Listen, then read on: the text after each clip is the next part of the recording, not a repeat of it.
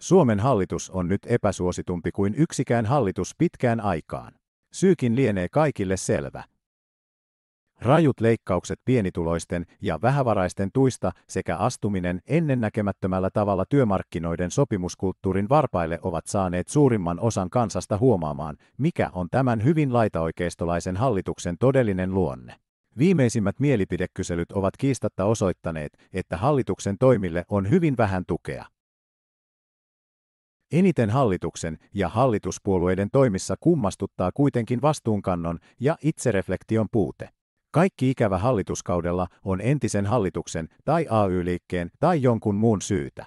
Minkäänlaista vastuuta omista puheista tai tekemisistä ei oteta. Suomi on syöksymässä taantumasta lamaan yksinomaan hallituksen toimilla. 90-luvun lama ja sen aiheuttamat järkyttävät seuraukset ovat ilmeisesti liian kaukana menneisyydessä, että niistä voisi ottaa oppia tämän päivän politiikkaan. Silmiinpistävää on myös hallituspuolueiden kansanedustajien ja jopa ministerien epärehellisyys niin ennen vaaleja kuin vaalien jälkeenkin. Ennen vuoden 2023 eduskuntavaaleja Riikka Purra sanoi kuuluisat sanansa, se ei meille käy. Puolen vuoden päästä se kuitenkin kävi. Bensan ja sähkön hinta olivat myös kuumia vaaliteemoja ja perussuomalaiset lupasivat kuorossa alentaa molempien hintaa. Kansalaiset pääsivät tämänkin valheen toteamaan käytännössä, kun talvella sähkön hinta pomppasi ennätyslukemiin ja bensan hinta on edelleen keskimäärin 2 euroa. Hyvin tutuiksi ovat tulleet myös kansanedustajien selkeät valheet ja äänestäjien harhautusyritykset, kun sosiaalisen median alustoilla valehdellaan päivittäin milloin mistäkin. Osaksi se on Suomeen suuresta maailmasta rantautunutta populismia, mutta viime aikoina siinä on ollut myös aistittavissa hienoista epätoivoa, kun Suomen taloudellinen ja poliittinen tilanne ovat kulkeneet kohti sekasortoa.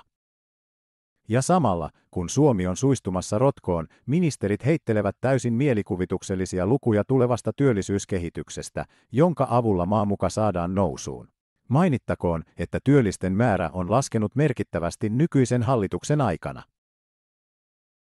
Tiesithän muuten, että kesäkuussa järjestetään EU-vaalit, joissa valitaan Euroopan unionille uusi parlamentti. Vaalit järjestetään 6–9. päivä kesäkuuta ja niissä on paljon panoksena.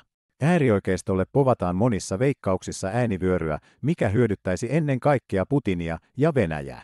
Euroopan yhtenäisyyden ja turvallisemman tulevaisuuden varmistamiseksi suomalaistenkin kannattaa miettiä tarkkaan, ketä ja mitä puoluetta äänestää.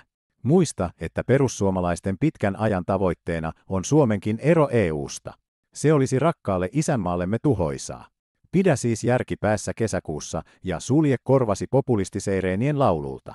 Ne laulut on Suomessa jo kuultu ja nähty ja tuhon siemeniksi todettu.